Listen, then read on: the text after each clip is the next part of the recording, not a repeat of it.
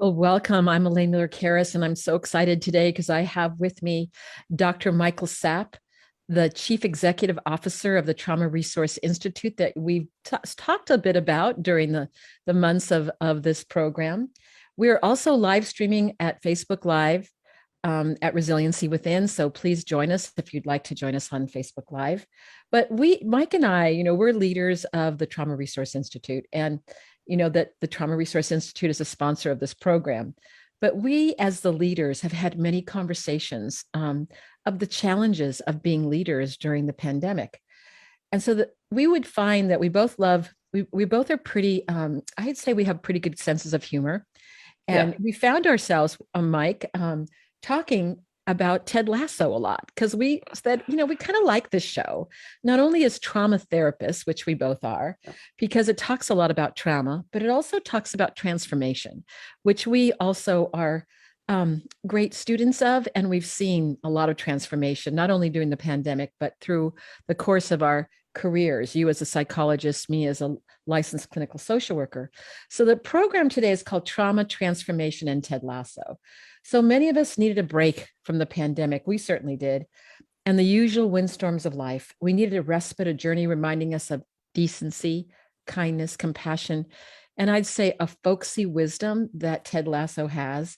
And over the last two seasons of Ted Lasso on Apple TV Plus original, I have laughed, I've cried, I've been deeply touched, I've been angry by the lived experience of Ted Lasso and the wonderful characters that have come into his life. So some of you may not have watched Ted Lasso, so we're going to encourage you to do that. But we're also going to let you know, too, a spoiler alert, we're going to talk about things that have already happened because the second season, we just were able to live stream it on last Friday. But Ted Lasso really is about an American football coach hired to manage a British soccer team.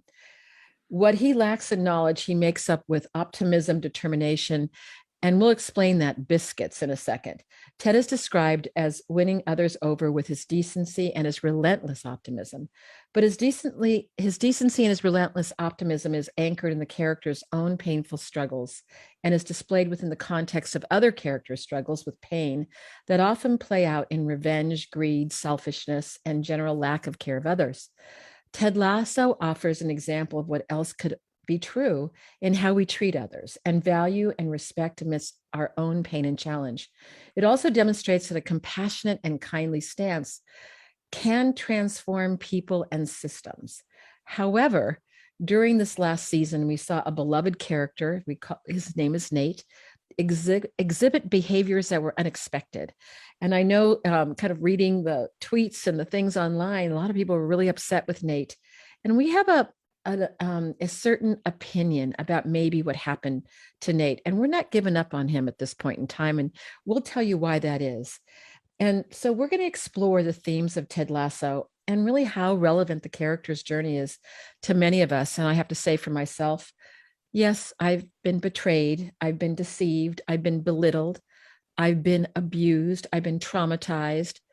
I've also had people that thought that I wasn't capable of doing certain things that I ended up being very capable of doing. And but honestly, many of these experiences have often transformed me, not without pain and suffering, but they've been transformational. So, Mike, I think that's happened to you too. We've talked about that through our own journeys. Do you have anything that you want to start out with as we get started talking about Ted Lasso today? I think I will start with this because as a show, I remember in the beginning, it was probably about, I'm a big fan, as Elaine knows that, and as anybody that has talked with me for more than 10 minutes, you probably have found out that I'm a big fan of the English Premier League, which is the soccer, as we say in America, league over in England. And so about I think it was 4 or 5 years ago, I remember seeing an ad that they put out because whatever channel had taken over the rights and was airing it in America hired Jason Sudeikis, who is the star and creator of Ted Lasso, to create a character. And that's the character he created for these commercial spots to kind of get people interested. And it was this American football coach being hired to coach an England Premier League soccer team, and just how fish out of water he is, all that stuff. So when I first came across the show and I saw that it was going to be aired, I remember really loving those commercials because they were just funny to me. But I remember thinking at the time going, well, I'm going to check it out. but I wonder if it's going to be like some of those movies that are based on certain characters. I noticed there have been plenty of movies and shows that I've seen based on, say, Saturday Night Live character or some other character that was kind of a one-trick pony. It lasted for about, it was really funny for the first few minutes, but then afterwards you're like, okay, it didn't really have legs. I'm just shocked at how much I adore this show and how much it speaks to me beyond just this little bit. It should have just been a very, I remember reading a quote early on that said, "This show has no right being as good as it is." And that I truly, and so the more we talk about it, and I laugh because I think earlier you said we talk about it a lot. I think that's almost possibly an understatement. We love the show, and we love what it shows and some of the themes it touches on, because like you said, Elaine, it's this relentless optimism, but it's not a relentless optimism that's delusional.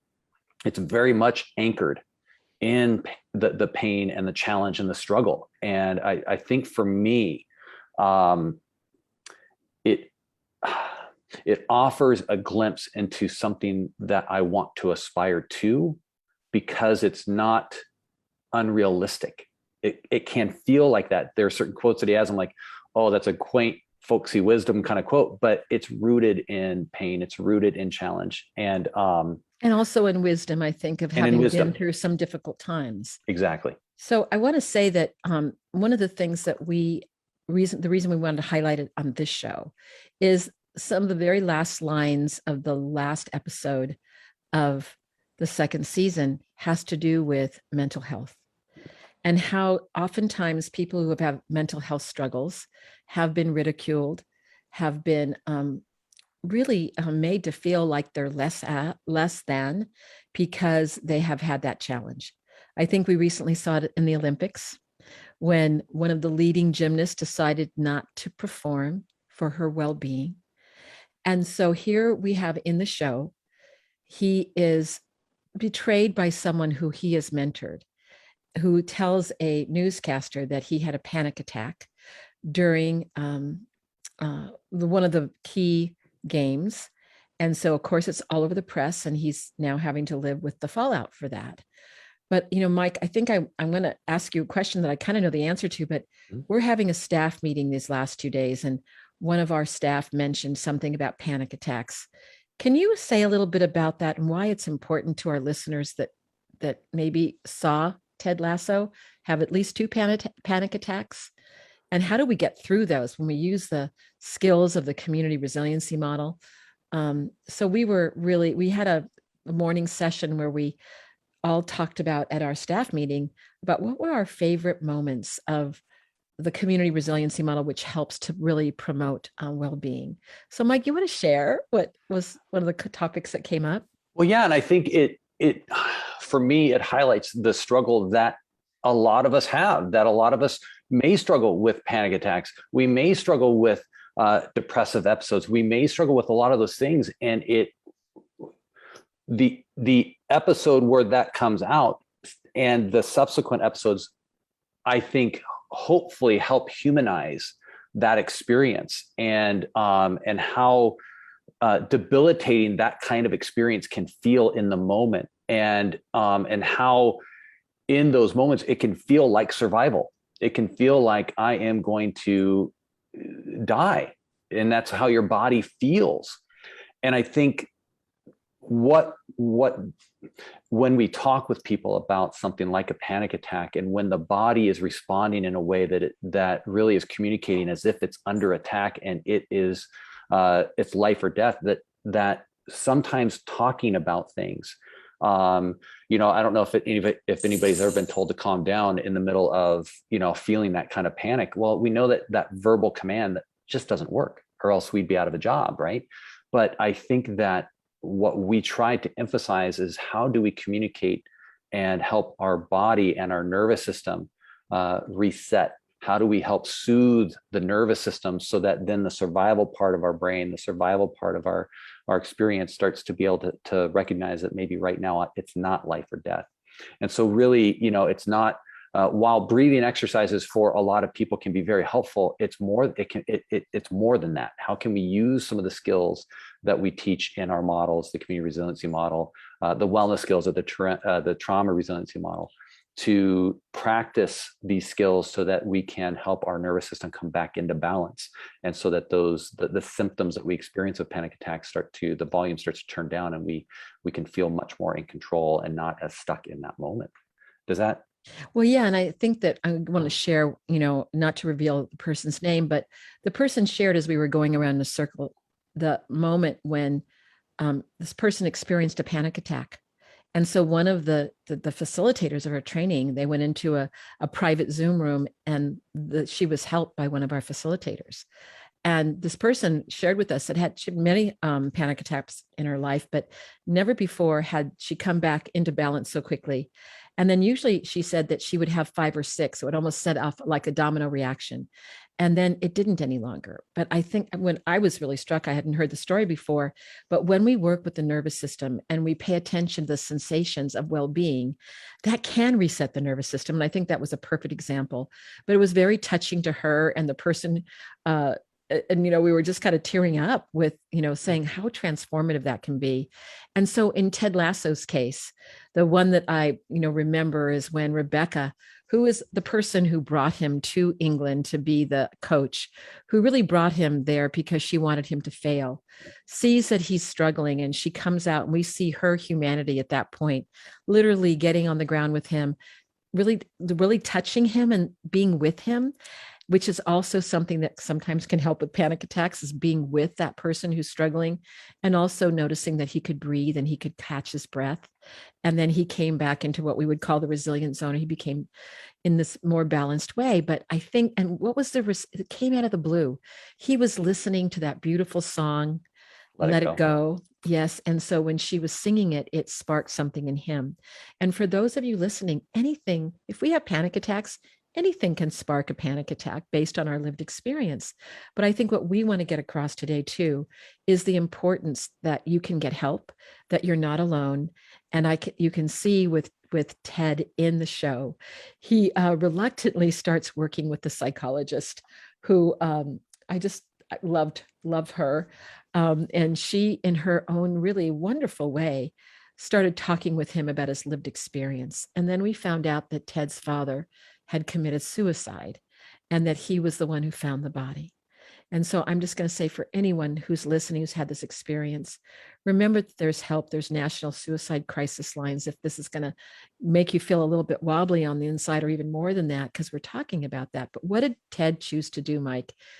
When he had this experience, in one of the episodes, he talks about what he chose to do. Do you remember that one? Well, and I'm not sure if you're talking about what she asked him to share a story of what he liked about. Yes, his right? dad. Right. Yes. So he said, and he kind of looked at her kind of quizzically, right? And she said, well, you've told me all the things that have been hard. What is something that you really liked about your dad? And then he shared a story of, I think it was a homework assignment that he failed to do, and a book that he was supposed to read but didn't. And the dad stayed up all night unbeknownst to him. And the next day, instead of riding on my bike to school, he offered to give me a ride. And during that car ride, he recounted everything about the book so that I could go into school feeling more prepared for this test. And his mood, and this is what I love about portrayal of Ted Lasso, is you could see the mood shift for him. And we see that all the time when we work in this way. I've seen it as a clinician all the time when we work in this way, where we cannot minimize, not negate the challenge, the awfulness of some of those lived experiences, but to be able to pull in the what else is also true. And I think that was to me that was a really beautiful illustration of how that can be so effective. And again, even though this is a scripted TV show, it aligns with what we see all the time when we work in this way, where when we can shift our attention to something else that is also true, the strength, the resilience, it can help, again, bring our system back into balance and help us to see a wider vista. And we see that wider vista. He can remember all the things about his dad.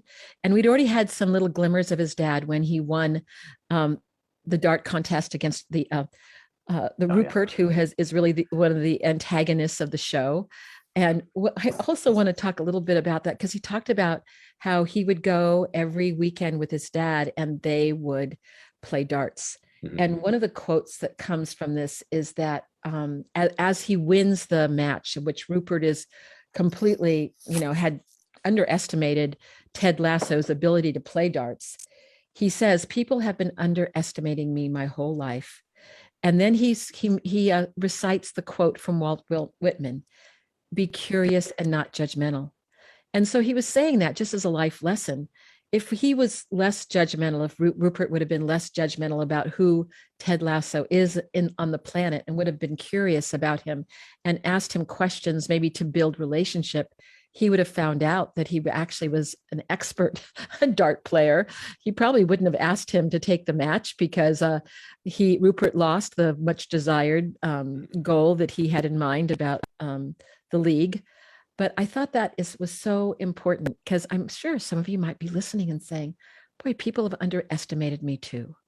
And sometimes they've been surprised at my capacity, my ability to do things that maybe they didn't think I could do.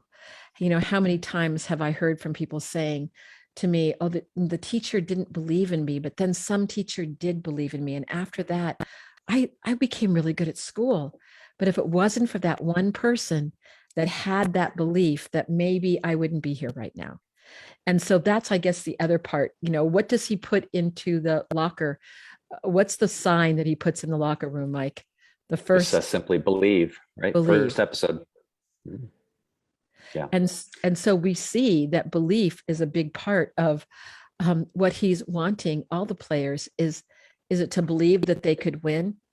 But to me, here I am, I'm not the soccer or the football fan that you are. I should kind of say football when we're talking about the league in the UK, but he really wants people to believe in themselves. And that's when we see the unfolding of a number of characters.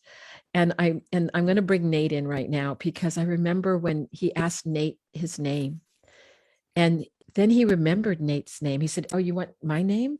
He goes, oh, you remembered my name. And so Nate went from being invisible to being visible.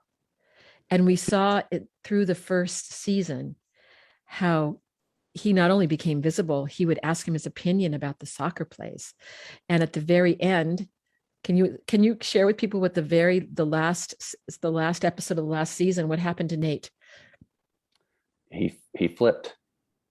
Yeah. You mean the one in the second episode? Season? Yeah, I'm saying that in the first season, he was given the role of being a coach.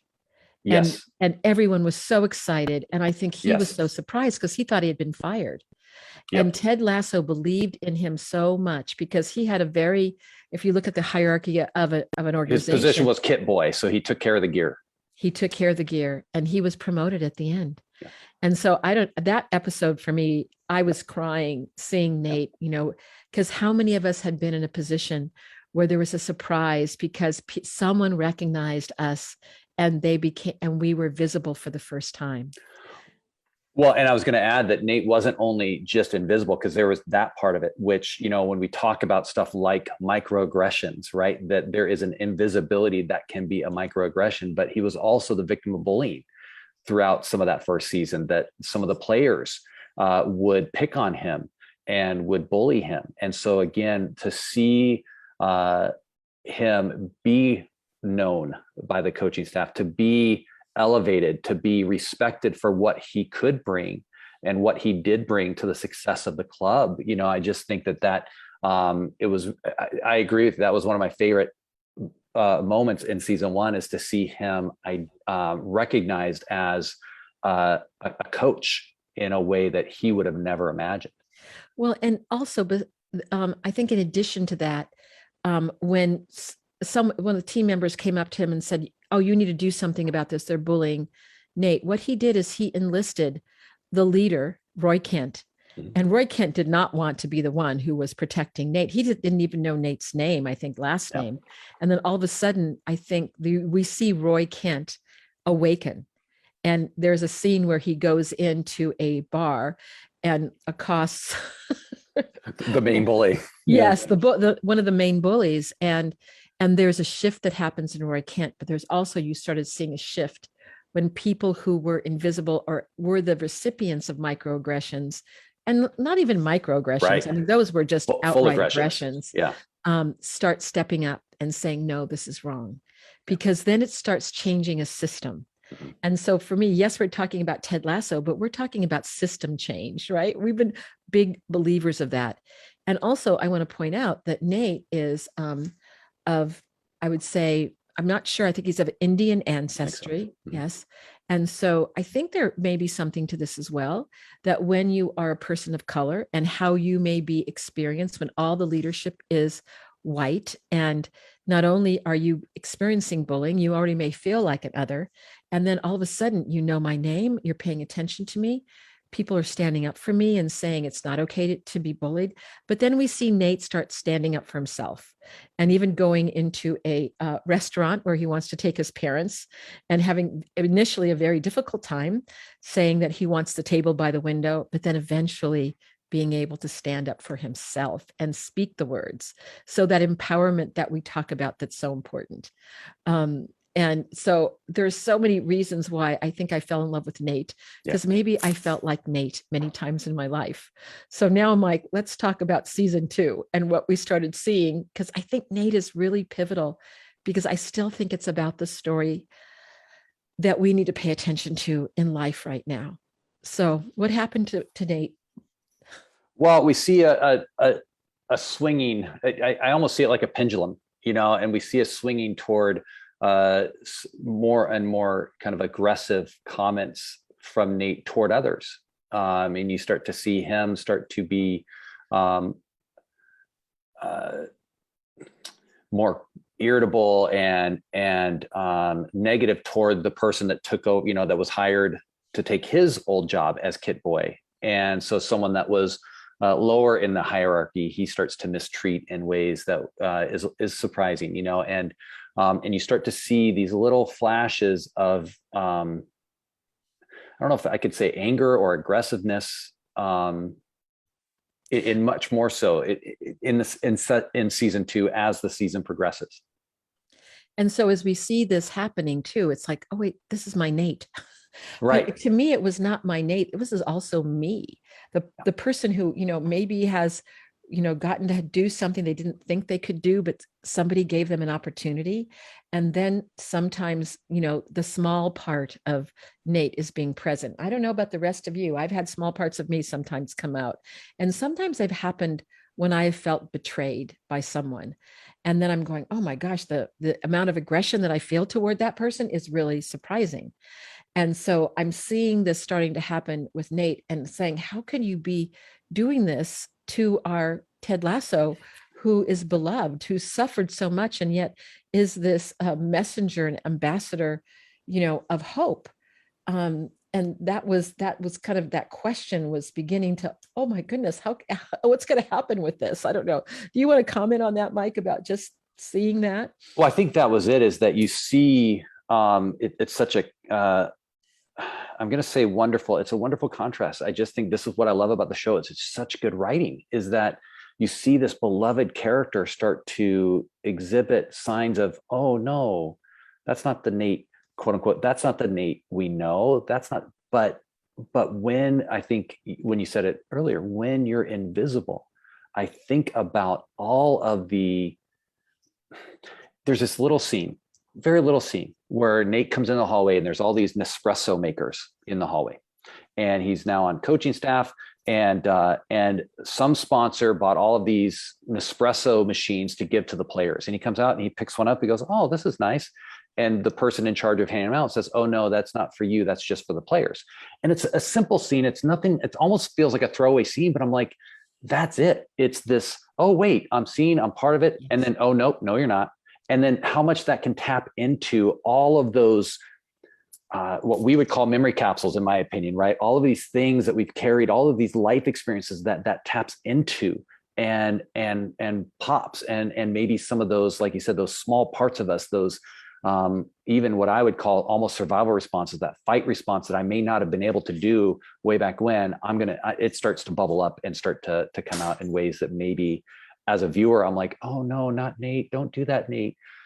Be more like Ted. But I'm going, well, wait a minute.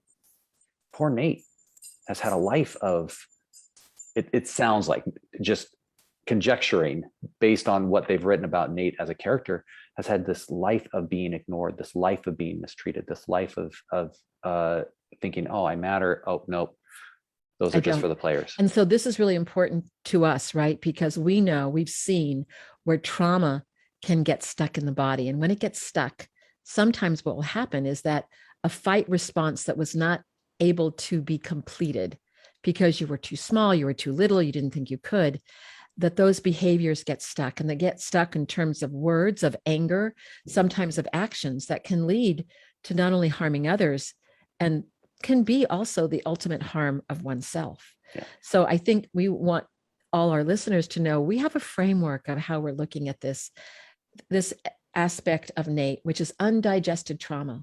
And I have people that tell me this in foster care, that where a foster parent will go, we're giving him all the love in the world. And, he was fine in the beginning. And all of a sudden now this child is acting out towards me.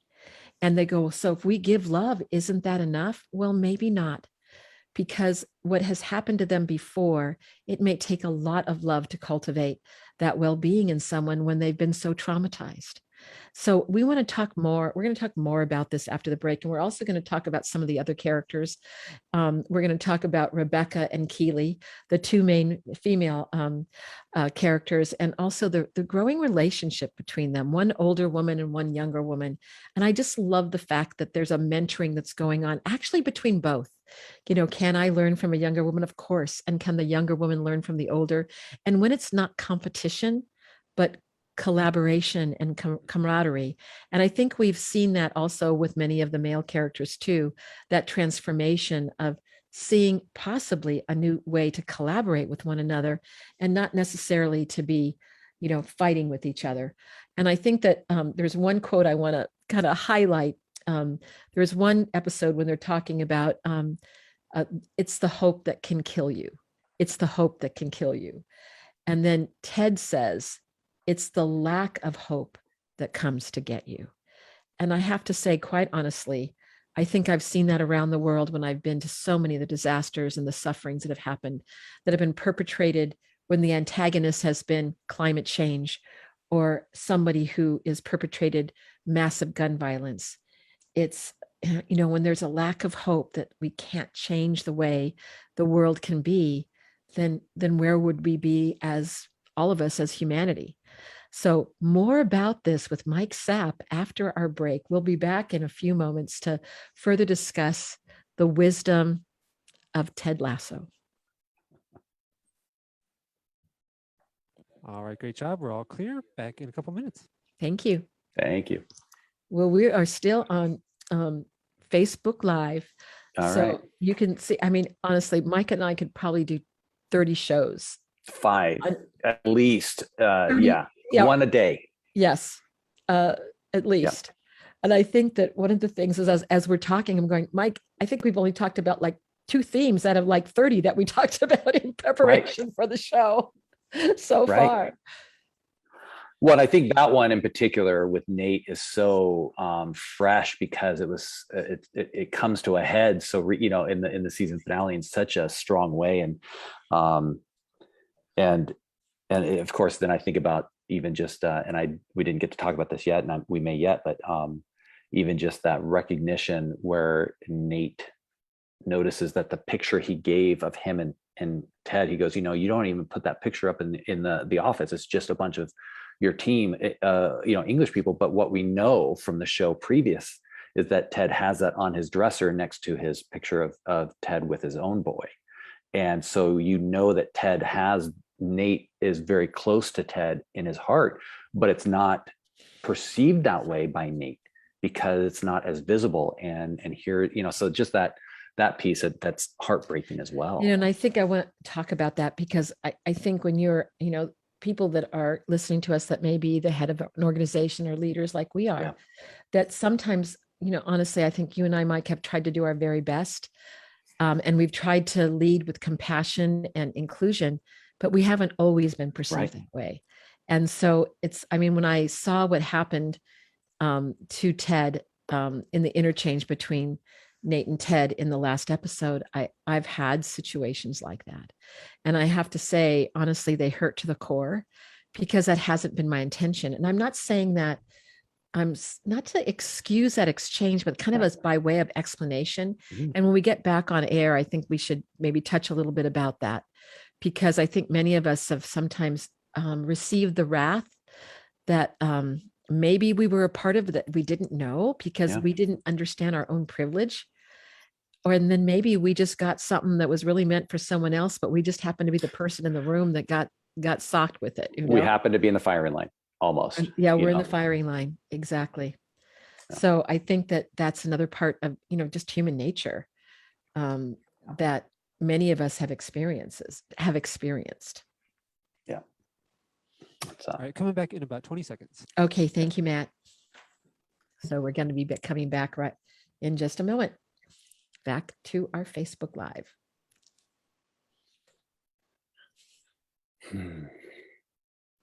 I really could talk about this all day. I know. We love this so much.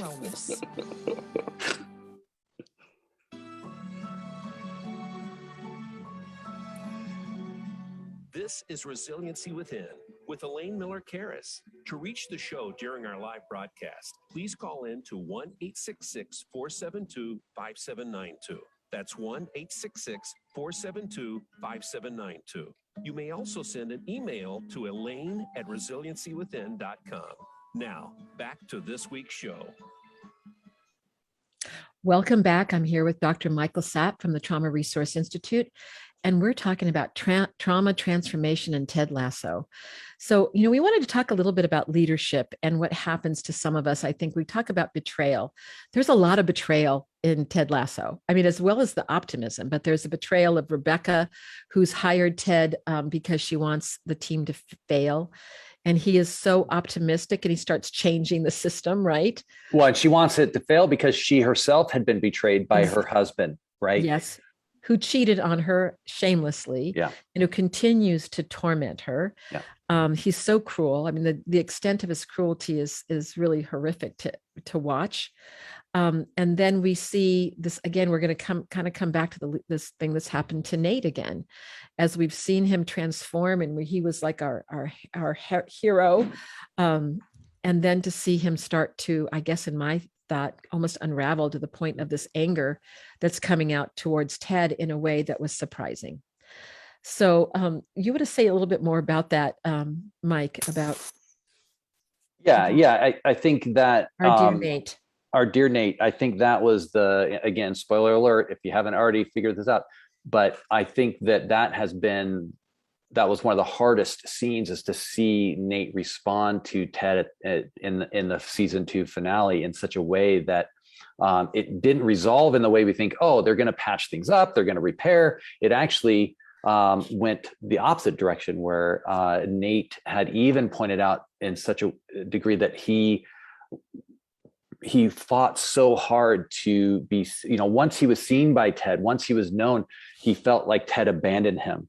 And Nate talks about, I fought so hard to make you see me again, and you never did. And he makes a reference to a photo that Nate had given Ted as a gift of Ted and Nate together. And he says, you don't even put that photo up in your office. You have all these photos of other people, but not that photo. But what we know from a previous episode, which Nate doesn't know, is that Ted has that photo up on his dresser at home, right next to a photo of Ted and his own biological son that he misses dearly. And so you can see Ted holds Nate very dearly in his heart and cherishes him in that scene, but then Nate isn't seeing that, and doesn't feel that being communicated to him in such a way that is so hurtful to Nate. And of course, as viewers, we're going, no, but he loves you. How can, and I remember watching it going, wait, when did he abandon him? Wait, but that's the thing. I think that it offers me a pause to say, okay, how do I communicate? that care of the other? How do I communicate that value, that person? But then also recognizing that there are some hurts that are being tapped into, that are being communicated, that, boy, sometimes we're just in the firing line. Well, and I also think it comes that you and I are two individuals that are Caucasian. We have advantage because we were born white. Yeah. And so I think it also, to me, spoke to my advantages that I've had, that I have been blinded to, that I'm really trying to pull the blinds up so that I see it more readily, and have those aggressions and microaggressions that have happened to Nate throughout his lifetime. And we know that he also has an anguished relationship to his father that he reports as being very negative about everything, including towards Nate, that all that history can come and kind of knock into my history when I'm being a leader, when I am communicating to others, that sometimes what comes back at us not only is maybe our own blindedness, but also whatever has happened to that person before we ever met them. So when I think back to Nate and Ted, I'm thinking about, well, I'm wondering if that not seeing the picture there, even though, we know that it's there in his house, but that wasn't it. There was a lack of communication in terms of maybe embracing Nate in a certain way that maybe Ted was blinded to. Ted had a lot going on the second season, right? Yes. There was a lot going on. And of course, we don't see everything. We only see what the writers have given to us, but we fill in a lot of detail, don't we, about someone. And I'm not just, I'm not saying this also. People might say, oh, you're just excusing bad behavior. I'm really not trying to do that. I'm trying to explain a behavior that is making me be curious about what made that happen to this person who I could also see became respected, and I could see him, get empowered in a way. So because it's happened to me, like I've said more than once on the show today, and I'm going, and it's always been something. What did I do to cause this? And certainly I'm not to say that I've been blameless, but I think it also has to do with sometimes having a blinder on where I didn't see something that I needed to say, or like you said, how do I communicate with our international community to make sure that we're doing a deep listen and that we don't miss important information that can continue to empower them and not feel like someone, whoever it may be, feel disenfranchised by what we didn't do or what we did do. Yeah. I mean, this is what it came to me. So I guess, Ted Lasso, here I'm watching this thing I'm laughing, I'm crying, and then I'm going, oh my gosh, there's a whole philosophy of now Ted Lasso that is embedded, I think, in our culture between the two of us, Mike. Yep. Absolutely. And in fact, I think you were saying that it's not to excuse. When you said that, I thought, you know what, one of our core assumptions in our model is it's about biology, not mental weakness. And to observe those behaviors, I'm not going, I don't, as a viewer, when I first saw Nate behave in that way, I was like, oh, it was so hard. But then as a psychologist, as a believer in the models that we provide and teach is, this is a survival response. He is experiencing a hurt that responds in this way. And for me, I felt my compassion increase significantly for Nate once I started to think in that way versus, oh, Nate, don't do it. Be better than that, Nate, all of that stuff. Right. So that I will say. Yeah. And so again, that's giving an explanation, and not to say that in the last episode of the second season, there is an interchange. And I think the hard thing for me was when Ted Lasso went back into another hard part about it, there were many hard parts about it, is when he went into his office, and that Believe poster has been such an inspiring thing for me during COVID. I would think of Believe and I go, okay, just believe that this is going to be over. Believe that we're going to do the right thing. Believe in our common humanity when there can be so much ugliness and vitriol. And there was something that happened when I saw the torn sign on Ted Lasso's desk that really, I was weeping at that point going, oh no, how can the Believe sign? Because somehow the tearing up of that sign was tearing, this is making me cry thinking about it. There was something that was so hopeful about it that a bit of my hope was taken away at that moment, saying, oh my, if that's going to happen here, it can happen anywhere. But I guess the bottom line is that it could happen anywhere, that we can believe, Elaine, and sometimes we're disappointed. Absolutely. And it's funny, I wrote down an observation early on in season 1 that sometimes optimism and positivity still doesn't solve the problem. Yeah, I was thinking about that episode where he has that interchange with his wife and child that come out and visit, and he did what he could, but he recognized that no amount of positivity and optimism helped save his marriage. And so sometimes that just doesn't always result in what we want. But I apologize ahead of time. I'm going to geek out a little bit. Okay. I came across this. I came across this essay from someone about that particular episode that started to connect it to some of the themes. And I know the other parts that I love about Ted Lasso is they borrow so much from pop culture and other references. Well, that particular episode, there were so many themes from Star Wars. And as you know, I'm a Star Wars fan. I know you're a Star Wars fan. Right? Yes. So what someone had pointed out to is they felt that there was a connection between even just the Rupert, the main villain, right? Rupert is kind of like the Emperor. And what we're seeing is Anakin Skywalker making that transition into almost like a Darth Vader with Nate. And even just the whispering that Rupert has, we don't know what he said to Nate, but he whispered at least on a number of occasions into Nate's ear, and we start to see this transformation. But that belief sign this particular person pointed out says they think it represents that scene, almost that pivotal scene when we find out, again, spoiler alert, if you haven't seen this, oh my, there's a whole nother show we should be doing. But in Empire Strikes Back, when Darth Vader reveals that he's Luke's father, well, that was right after he cut off his hand. And so someone had made the connection that is that ripping of the belief sign kind of comparable to this pivotal scene in Empire Strikes Back, where again, you start to see this big reveal. But then also the other thing to me that when they drew that connection, the other thing that I thought about was the hope also I'm starting to re-experience too, because that wasn't the end of the story in that trilogy, that pivotal scene. And I look at that torn belief sign going, okay, I'm hopeful that that's not the end of the story. And that oftentimes when I think about transformation, sometimes, yes, it would be nice if transformation happened in a half hour, but sometimes that transformation happens over many, many, many days, many, and it's very, it's rare to see it go linearly. And so we're seeing a transformation, I think, in Nate. I hope that may have a good ending. It may not, but we're just in this moment right now in that transformation story.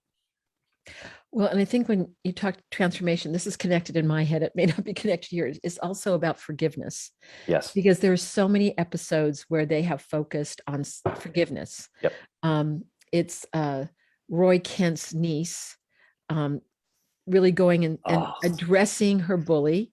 Love and that. I believe the signs that she held was from another pop culture movie. Yep. Love Actually. Yes. But at the end, she says to the little boy, "I forgive you." And then he says back to her, "I apologize. I'm sorry for what I did." And how many times have we not heard this in the last, 2 years? Yeah. The apology, the saying that I'm sorry. And then Roy Kent also after Jamie said to his love, Keeley, that he loved her, he forgave him. Now Roy Kent has a very angry demeanor. Forgiveness is not a word that you would normally associate with Roy Kent early on. Yes, right? But I guess the other thing I want to say, there's a scene between Rebecca, and I am such a fan of Rebecca. Rebecca, yeah. The sorrow, the betrayal.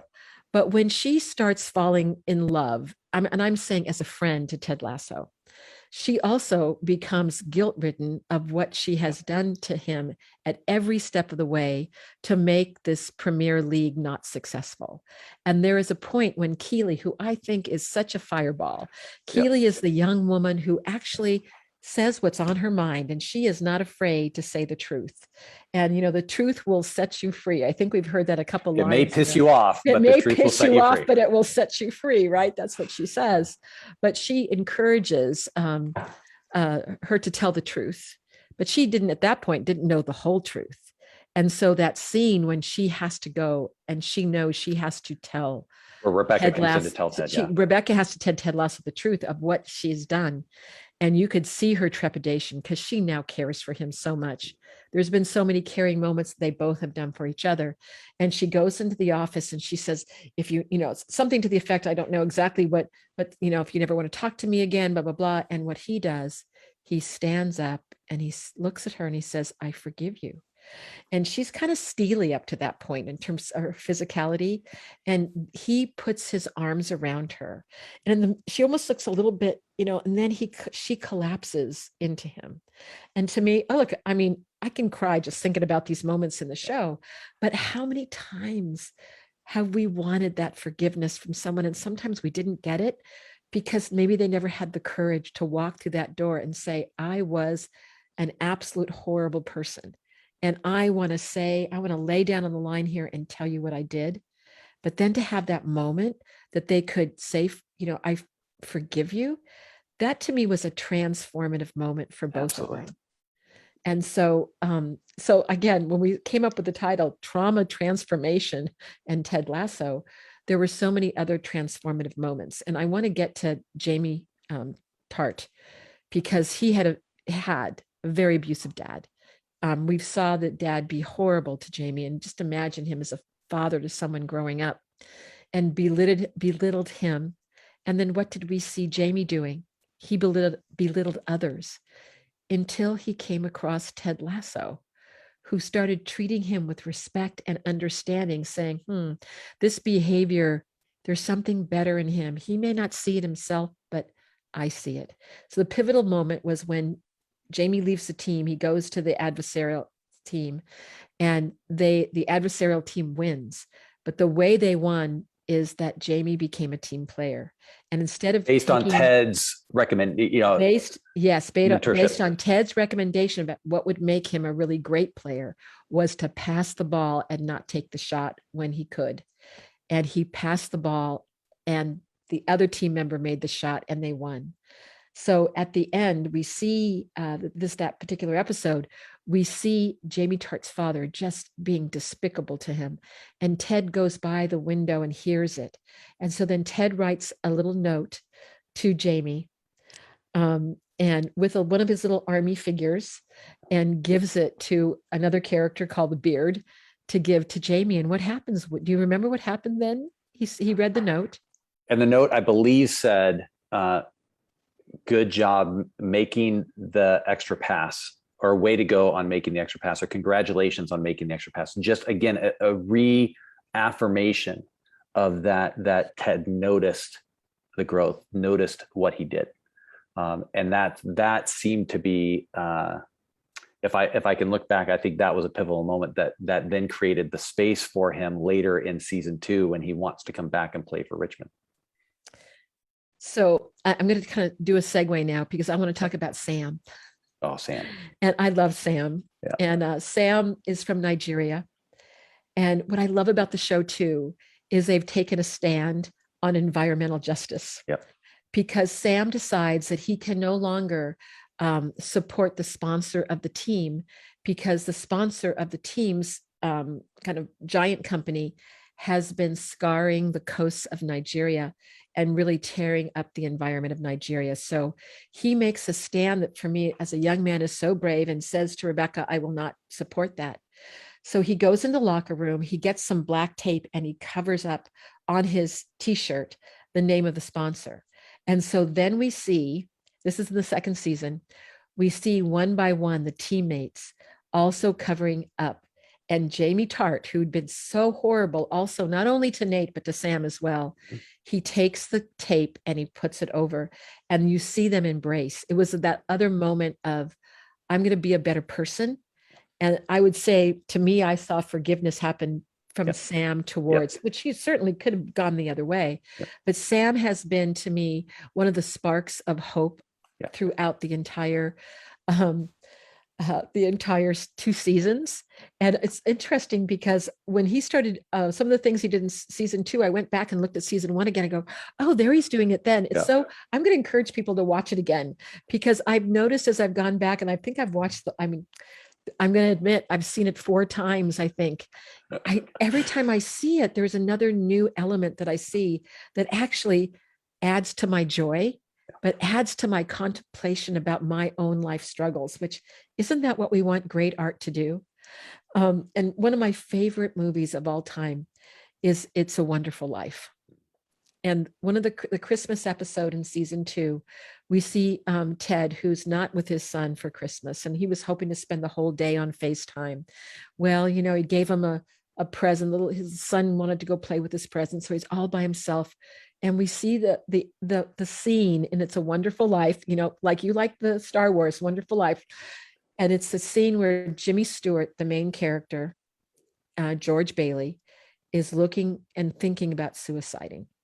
And then the divine element of the universe comes in and sends an angel to help him, right?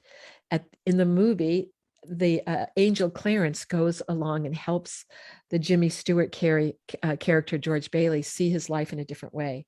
Well, at that moment is when Rebecca calls him. Now, Rebecca had told him she was going to an Elton John party, but what Rebecca was really doing was delivering toys to children who had economic challenge throughout the part of England that they live in. So Ted joined her, and seeing that generosity happening. Oh my God, it was so touching, right? Again, one of my favorite episodes. It's using these themes from the past. For all of us, I think movies for me and TV programs have been part of my life, and to see them also carried out in present time and how the writers are threading them in, to me, is one of the fabulous parts of this whole thing. Well, and in that same episode, Higgins, which is one of my other, I could say one of my other favorite characters. I don't know if I have an unfavorite character. I don't know who I.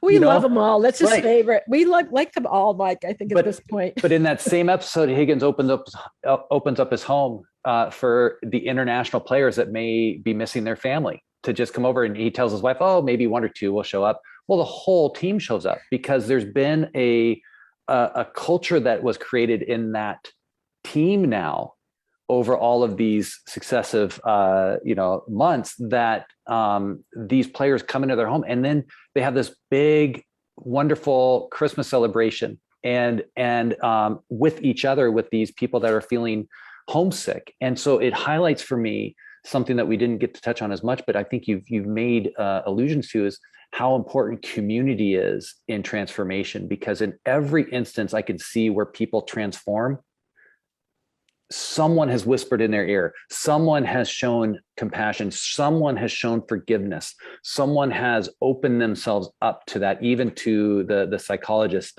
is it Dr. Sharon? Yes.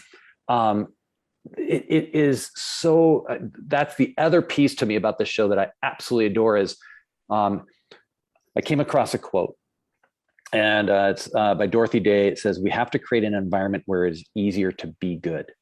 And what this show for me does is it helps illustrate an environment where it is easier, not easy, but easier to be good. And I think that happens in the community that we help create, that we help shape. And so it's just something that I'll stop there. I could go on. Well, okay. And I have to, I want to go. We only have a few minutes left, but I want to talk about Danny Rojas. Danny Rojas. And Danny Rojas, who was making a pivotal play and accidentally killed the team dog, which afterwards he suffered so much. He loves dogs. And but his line repeatedly is, "Life is football. Football is life. Football is life. Football is life." And then he meets with a psychologist. Yeah. He goes, "Oh, well, she helped me. Football is also death." Yeah. And so again, we see that pendulum, the dichotomies of life, right? Yeah. So after meeting with the psychologist and kind of putting a different framework about what happened, he comes in and he scores. Yeah. And there's the new dog that the team was selected that is on the field. But I think that when we think about the things that are our passion, this is the other thing that I think is so important about Ted Lasso. Follow your passion. What is it that makes you passionate about your life? Is it football, soccer, Keeley's PR, whether it's the love for your children, the love for your community, whatever it may be? I think that if we can embrace that love, just like football is life, life is football, whichever way we want to say it, that I think that our life is better. And when we walk with remembering that we can ask for forgiveness and have the courage to stand up, and, the courage to ask someone to forgive us is courage. But to know that we need to ask for forgiveness, I think is a hard thing for many of us to do. So I think that's another piece that's important to me. Now, in 1 minute, Mike, can you just sum up where you are right now as we're going to leave for our listeners for the day? Another quote: such as we are, such are our times. So how I want to show up is how I want the world to be. And I fail at it many times. But what I love about the show is that it offers the forgiveness is the big word, right? Can I show up even though I may make mistakes? And then can I own the mistake and live within community and help create a community of love and compassion? Well, I think you're doing that through the Trauma Resource Institute. And I'm going to end with a quote from Ted Lasso. He said, "I can't tell you what lives beyond our physical world. I am by nature a believer," which I think I am too. So all of you in our Voice America family out there listening to us today, think about, what do you believe in today? What can you embrace?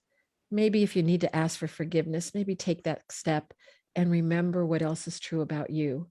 You may have been harmed by others, betrayed, but I think there's also a path of maybe trying to restore your life in a little way that we can take the lead from Ted Lasso. And it's Dr. Sharon Fellstone, in case you didn't remember her name. Thank you. She rocked it.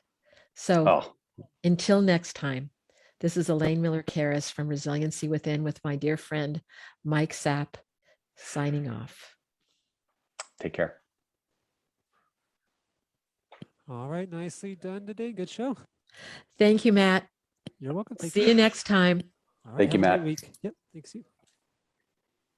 And thank you, Facebook listeners, for staying on board. We could keep going. But Mike, thank you again for being on the show. That was a lot of fun. Anytime. All right. What are we doing next week? I don't know. I think we're going to have to, maybe we'll have to do a Ted Lasso like every 2 months. That's right. Okay, That's right. But the season just ended. We're going to have to wait a whole, 6 months before we get the next one, or a whole year. That'll give us time to talk about all the things. I guess so. All right. God bless you. Bye-bye. Thanks.